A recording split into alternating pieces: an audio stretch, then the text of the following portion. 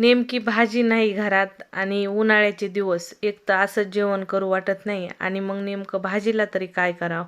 तर अशा वेळेस ही डाळ कांदा टोमॅटोची आमटी ना नक्की करून पहा. अर्धी वाटी मुगाची डाळ स्वच्छ धुवून 2 टोमॅटो, 2 कांदे, 4-5 हिरव्या मिरच्या, हळद, मीठ, तिखट, पाणी, तेल टाकून कुकरच्या 2 शिट्ट्या काढून घ्यायच्या. तर 2 शिट्ट्यात डाळ, टोमॅटो, कांदा वगैरे छान शिजतं. नंतर मॅशरने मॅश करून घ्यायचं. मॅश केल्यानंतर कढाईमध्ये तेल गरम करून घ्यायचं आणि तेल गरम झालं की लगेचच मोहरी, जिरे आणि लसूण टाकून छान फोडणी द्यायची. हवा असेल तर हिंग घातलं तरी चालेल. शिजवून घेतलेली आणि मॅश केलेली डाळ वगैरे टाकून घ्यायची आणि लो टू मिडियम गॅसवर 5-6 मिनिट छान उकळून घ्यायची.